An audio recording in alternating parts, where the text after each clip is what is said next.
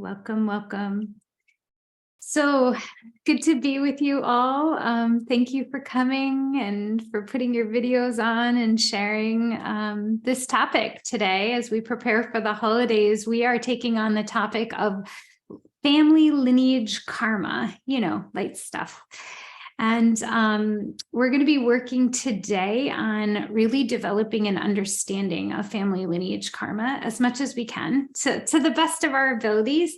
And then next week, as we get closer to the holidays, we're going to be doing an extended practice. Both will be posted on YouTube.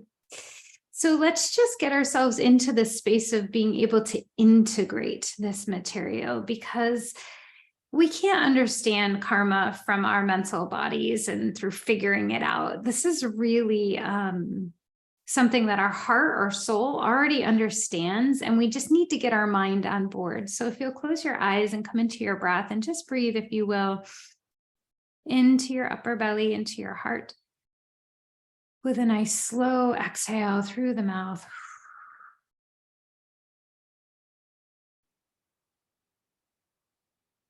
Beautiful. Another deep breath, if you will. With a slow exhale, just relaxing into your body. One more breath. Begin to bring your breath into your heart. And a slow exhale through the mouth. And if you will, as you're tapping into your body, as you go into this vast topic of family lineage karma, just breathe into your heart and notice what's living within you with respect to your family lineage.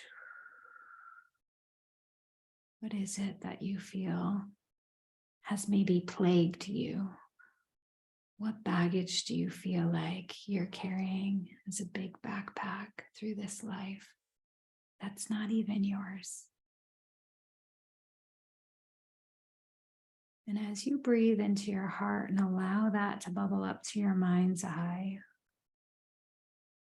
if you will, just offer it into this session and this experience together, allowing it to bubble up. It's like an offering. So just allow yourself to offer whatever it is that you've been carrying for your lineage. And just place it at the center of the circle right now. Whatever patterns of feeling unsafe or scarcity or not enough or disconnected or separation or not valuable or not worthy or not lovable or don't matter, or not seen or heard or can't see a way out. Whatever it is that your lineage has decided to take on as a collective, offer it in. Imagine yourself placing it on that violet flame at the center of our circle today. So that as we talk about it, we're really transmuting it by bringing our awareness and our attention to it, because it is not me. It's just a lineage pattern. It's just a habit that got passed through our DNA. It's just something I inherited. As you breathe into that potential, fill yourself with a violet flame, your body, and push that violet fire into your DNA, pushing in that divine love, power, wisdom, which has the power to transmute whatever it is that you've been carrying for no matter how many lifetimes or generations. And then push that violet flame out into the space around you as we invoke the law of forgiveness, the law of transmutation into this conversation, so that in the understanding of family lineage karma, we're able to release from it, like just plucking ourselves outside of that machine. So as you set this intention, if there are any other intentions you have with respect to those family patterns, offer them within your heart now.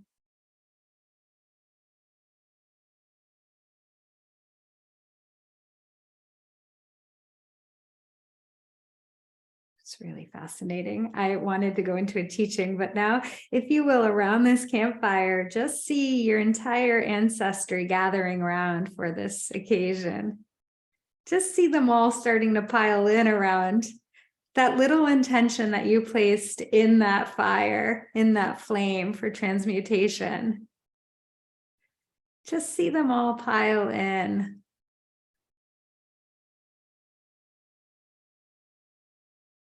Because the truth is, they're ready for the clearing. Nobody chooses, oh, I'm going to carry this backpack for a million lifetimes with these people so I can suffer. Nobody wants that, right? Even if this ancestry was your nemesis. So if you can, just watch them all flooded with that violet consuming flame. Call in the law of forgiveness and release. Like you're a dragon, blow that violet flame straight into each and every one of them. And just see that sacred light pour into the lineage, all the way up the lineage ladder, straight through to the lineage of the past. Blessing, transmuting, clearing, purifying, restoring the lineage back to love, peace, to their divine wisdom, their power.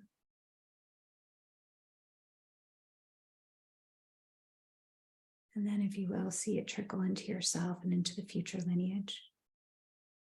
Just watching the violet flame pour like a river to the space of the past, the present, your current family, and the future of the lineage.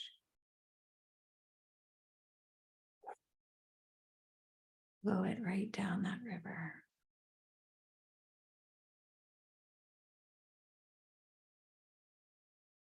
And just see each and every person within your lineage, just letting go of the beef and the confusion and the distortions that they clung on to. Just see them letting it go right here in this present moment. And as you do that, for whatever spouse or spouses you've ever taken on in this lifetime, begin to see their river of ancestry and send the violet flame. Let them set up their own campfire, sending the violet flame up their lineage of the past. Straight up, back, back, back, back. And into your ex or current spouses, present and future lineages. Blow it all the way down the river. Purification, transmutation, love, power, wisdom restored. Like that.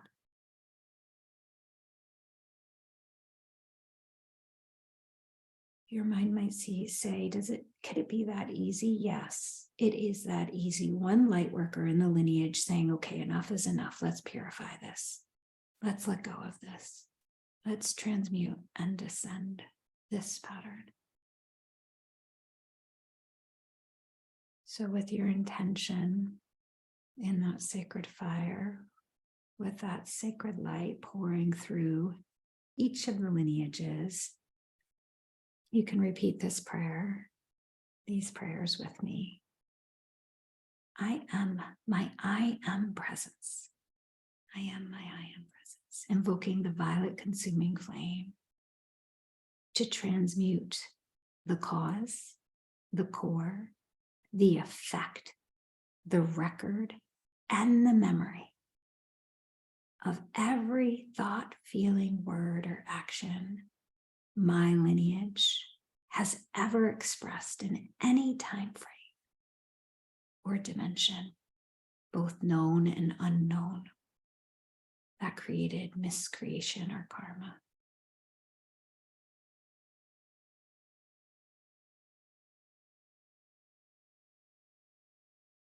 And I replace this with divine perfection, so that we may restore ourselves back to our soul's divine blueprint and the divine blueprint of our family lineage.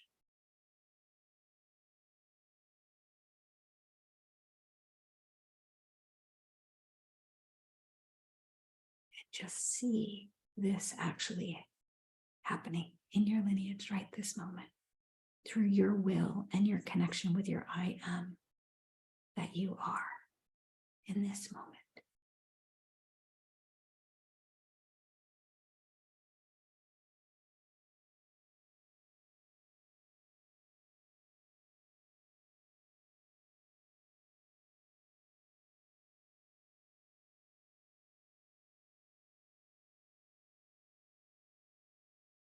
And then, if you will, seal this in each and every one of your ancestors and your future lineage, your current family, by saying, and so it is done. And you can add a little attitude from your will, like, damn it, it's done. And so it is done. And so already done. Because all of this comes from our visualization, our spiritual tool of imagination, which sounds very fluffy. And it's like, am I doing this? Am I not doing this? Is this real? Am I imagining this? It's your spiritual tool. The imagination is your spiritual tool. So yes, you are imagining it into reality. And through that willingness to break through the current paradigm and envisioning another paradigm, your call to the violet flame is always immediate. It is always done at the time that it is asked. You may not see the effects immediately, but the continuous call to the violet flame, or to the Holy Spirit, or to your divine, or Jesus, or Buddha, or whoever you are connected to, or whatever, makes it so immediately. The divine never not shows up. The clearing always happens. It's just whether you can hold the infrastructure or the template of it having happened in your consciousness long enough to receive the fruits of that prayer labor. And so that's why when we show up consistently with an intention, with our clearing, with our knowing that thy will be done, it will be done, then that knowing that's in our cells is what creates the ability for it to anchor into physical realm reality. I know it takes some data collection. I know it takes time. And the first thing we need to do is anchor that into our personal reality. Okay, manifest a parking spot if that's where you want to put your intentions. But are you able to gather the data that when I set an intention for something to be so, it is so? That's the first and most important part, because once you start intending on a collective group, takes a little bit more time. There's a little bit more, the intention goes out there, but there's a little bit more time and space. Why? Because the violet flame works in the highest good of every single person involved. Okay, so when we're intending for our family, or when we're intending for a collective, then that collective's free will eventually needs to align. That might take a few lifetimes, so you may not see the fruits of the labor within a week at your next family gathering. But you can trust it will be done, just maybe not in the time and space that you want, because divine timing is at play here. So that takes us into this holiday season and the topic of lineage karma, right? Because what is lineage karma? It's a collection of, if we just take that prayer that we just did, it's just such a fascinating prayer. I invoke the violet consuming flame to transmute the cause, the core, the effect, the record, and the memory. Like just dissecting that prayer. The cause, the root cause, the effects of that cause, all the people who were hurt, the memory of that in my DNA, in my consciousness, in my family's consciousness, the record, the Akashic records. Think about that. Let's say grandma was a real monster and she tormented all 7 of her children. And one of those children is your parent who tormented you while you were pregnant with your child, and so that your child's eggs were in you while you were being tormented. So genetically and energetically, your grandchildren are being affected. Does that make sense? We grow our children's eggs in our bodies. So if we start to look at lineage karma, let's just make it really tangible here. A grandmother tormented their children, or maybe they were abused by their grandfather, and then their children, and then their children, and there are belief systems that get in place. I'm not safe, men aren't safe. And then next thing you know, 4 generations later, nobody can keep a partner in their life. Or their sacral chakra. There's this, everybody gets the cysts on their ovaries or whatever, right? How does this happen? And then how do we clear it? So let's just define karma. When I define karma, I look at the law of the circle. Whatever causes I put out there, whatever thoughts, words, actions I put out there, they go out into the world and collect like vibration into the circle. And then through space and time, those karmic momentums of whatever I've put out there come back to me energetically because of the law of the circle. Okay? So if I put love and light out there, I'm going to get pummeled by all this juicy love. And if I put hatred or separation or I'm not enough or you're not enough out there, what am I going to get back? I'm going to get the effect of that. And the effect is more people who tell me I'm not enough or I can't do it right enough, right? And there's time and space, meaning I don't know when I put that, I can't stand my life, I'm not enough. When I put that thought or that energy out, it may take a year or 10 years or 10 lifetimes for that energy to find its way energetically back to me, where I have the opportunity to transmute that back to light.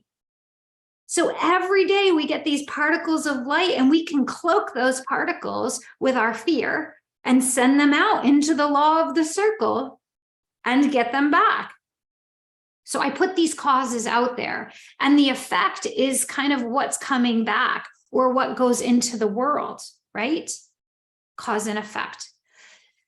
So I'm invoking the violet flame to transmute the cause, the core, the effect, the record, and the memory, all the things that happened, all the people who were affected, my children, when I projected my not enoughness on them, and their children, and how they passed it down. So when we invoke this, the cause, the core, the effect, the record, the memory, we're calling back all of that midway through the circle, so it doesn't have to come back and hit anyone upside the head. And we have the opportunity to transmute that. And that's important because we are part of collective systems. And our family lineage is a collective system that goes down, down, down, right? It's a system that goes down. And the interesting thing is this person may not be alive right now while I'm feeling the effect of their karma and their decisions and their actions and their energies, but it's still living in my body. And this is where the concept of the trauma packets and what I teach in my organization in my latest book is so critical.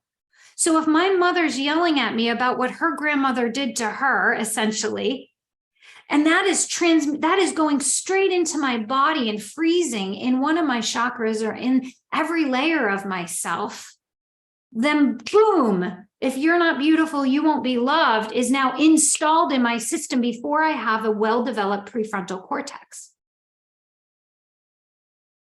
Right? So in my family system, beauty, body, and how you looked is a theme.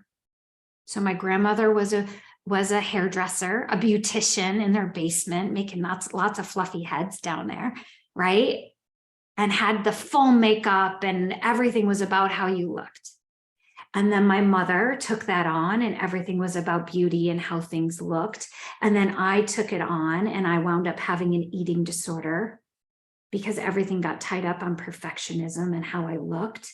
And I swore I was not going to pass that down to my 3 daughters.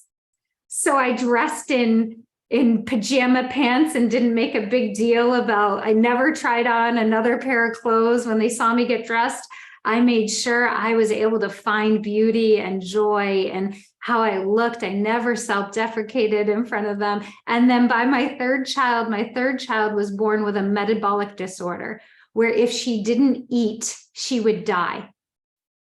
Damn, I thought I nipped that lineage karma around food. Thought I got it. Thought I got ahead of it. Prayed it.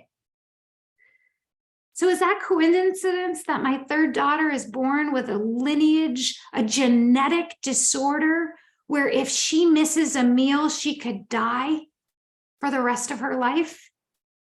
Probably not coincidence.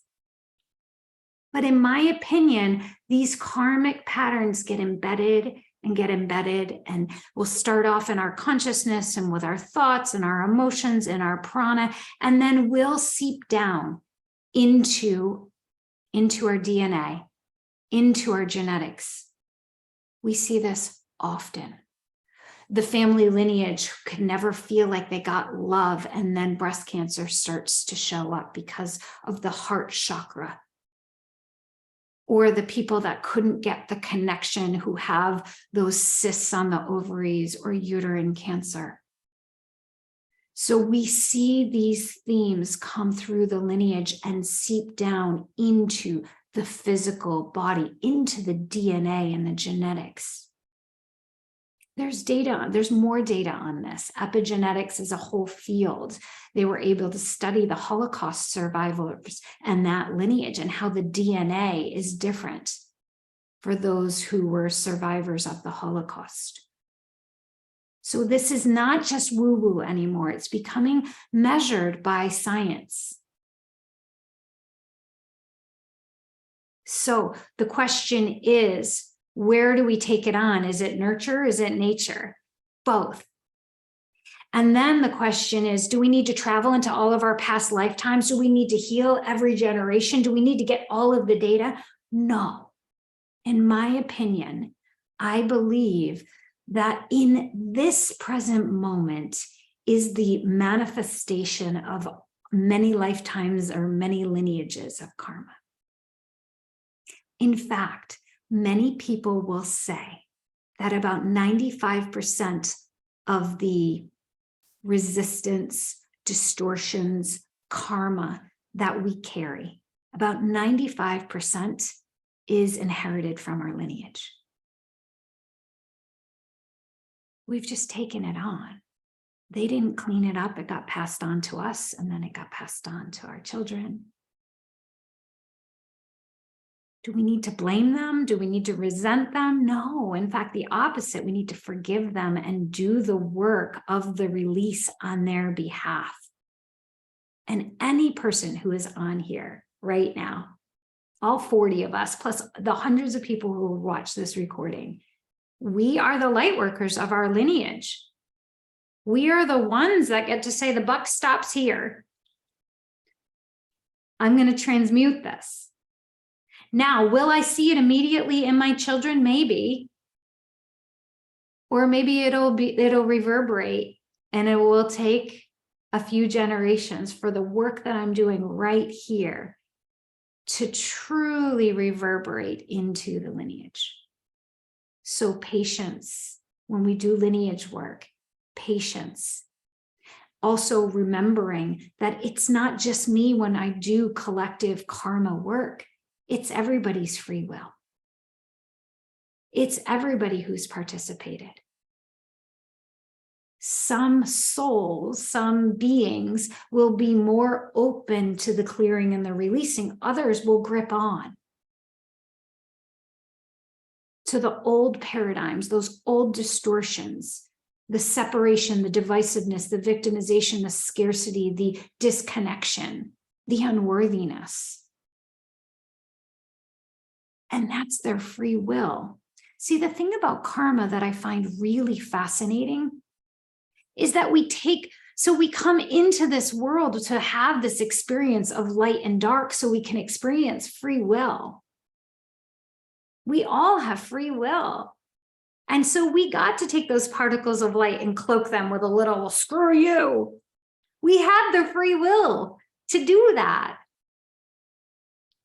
So it's from that free will, we also have to transmute it and say, okay, I'm done. I'm done with the distortion game. I'm done with the unworthiness. I'm ready to let that go. And it may not be 2.2 seconds where we feel like we've let it go. It does often feel like a chipping away of the iceberg. But the core element here is fear. If you look at unsafe, disconnected, unworthy, unloved, don't matter, not seen, not heard, all of these lineage pieces, not safe, feeling crazy. What is at the root of that but fear? So how do we transmute fear? We do it in this present moment through our awareness, through our realization that we're not stuck with anything that we've been handed. In fact, we have the power to transmute. So our ability in this lifetime to know, I got power. I can transmute whatever I want. I may not see the immediate effects of that. So that's where trust comes in. And I'm not going to say faith. Trust is built on data. You do enough violet flame or forgiveness work on your lineage, and we'll talk about forgiveness next time. Do enough on your lineage, you're going to start to see like a really stuck pattern begin to loosen. So then we affirm that. Look, it's loosening. I'm affirming that. That's work that my lineage is releasing. I'm affirming that. And so it's from those data points of affirming that what I've asked for is actually happening, that we build a database that we can trust, that when I call the light into conditions, things shift. The biggest piece with family lineage is that we see our parents or we see our family members, we see the distortion and we think they are the distortion, or we think I am the distortion. It's just a distortion, like a little blob that got caught in the lineage that keeps getting, it's like gum on our shoes. Someone brought the gum into the house. Someone else stepped on the gum. The gum's now on the carpet. It's now on the sofa. It's just gum. It's just fear. And that fear can be transmuted by us not being afraid of the fear. Does that make sense? So what's really interesting is when we go back into situations with people from our family, they have in their infrastructure all of that fear that we so clearly resonate with, like, and we can get just so quickly sucked back into that flavor of fear because that's what our inner infrastructure and belief systems was built on. It's what our DNA gets. There's like a magnet to that kind of fear. And that's why we continue to repeat those family lineage patterns, because they're like little magnets in our body. It's like, oops. Like people will often say, I always attract narcissists. Okay. If narcissistic abuse was something that you had in your family lineage, then through the law of magnetic resonance, it will just feel the most familiar. Before you know it, you're in a relationship if you're not consciously aware and present to the fact that there is this lineage pattern that I keep getting magnetized into. So awareness is key. And instead of objectifying the narcissists and being afraid of them, what if you saw it as just another flavor of distortion and you didn't give it power? Yes, a narcissist will take the power to gobble up whatever power in the room, absolutely. But what if you saw the narcissism as a distortion that got passed around a lineage? Like a Halloween costume, you can't really see the person, but you know it's in there. There's a soul in there. No matter what kind of monster costume is on them. So the work in going back into those family situations is to feel the magnet pulling you. And what happens is before you know it, you get sucked in. You're playing that, you're dancing that dance. You're like, oh, wow, 2 days later, I'm still dancing that dance. So people after being with their family will often be like, oh, I thought I healed it and I didn't heal it. Okay, maybe. Or the magnet was strong. You went in there without having done your inner work to be sovereign and solid and grounded in your heart and in the awareness that this pattern's probably going to come up because this is what runs in their systems. So how do I ground myself, come into awareness, review the patterns, call in the violet flame before, work the family lineage clearing, which we're going to do next week. How do I do that energetic prep so that when this major magnet of lineage patterns goes, you don't go straight into the vacuum. So getting sucked into the vacuum doesn't mean you lost your worthiness or that you haven't healed. I mean, it may mean that. Or it may mean that this magnet is so strong that unless you've got your solid footing in who you are and what your worth really is, and what divine connection you can create to protect your energy field and to know who you are in the presence of this distortion. And that's why those of us who have done our trauma packet work, who have done the soul retrieval work, who have gone back into those experiences, those trauma packets that live in our body and have been able to have a different experience in there, the magnet's not as strong there because those base vibrations, those trauma packets that were wired up to those magnets are now loosened, right? They're loosened. Yeah, I'm seeing nodding. So why are they loosened? Because when we do soul retrieval, when we go into the trauma packet, then there's a new way of being. And so the way that magnet used to fit in doesn't fit in the same way anymore. And so it gives us a little space not to get sucked in, but that doesn't mean we can't get sucked into the magnet if we're not clear, if we're not sovereign, if we're not solid and grounded, and our space and our field is nice and clean. And the other thing that we talked about is how long can I stay grounded when there's a big distortion magnet right here? Like, do you know your threshold of being able to stay nicely, firmly grounded? For me, it's about 2 to 3 hours. I can be around one of those big distortion magnets for about 2 or 3 hours before I get tired and then I inadvertently get sucked in. Does that make sense? So do you know yourself well enough? Are you honoring enough of your own self-care and self-awareness to know, oh, I'm not enlightened yet, haven't healed the lineage fully, so I can usually take about 2 to 3 hours of like grounding my breath, calling in the violet flame, seeing this as a distortion, doing all the things so that the magnet doesn't pull me in. But just because that covered up person and that magnet is happening doesn't mean that there's not a beautiful being that we can connect to beyond that magnet.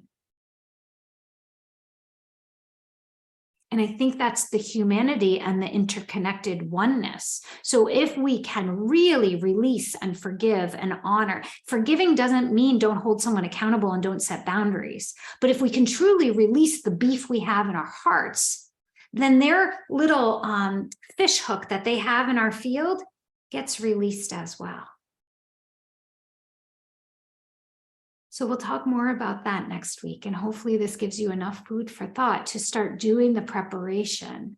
And even if you can't figure it out or know what to do, what we did at the beginning of this today is enough to start clearing out the field so that your magnet is not as susceptible during the holiday season. Many blessings to all of you. Thank you for showing up here. And we'll see you next week.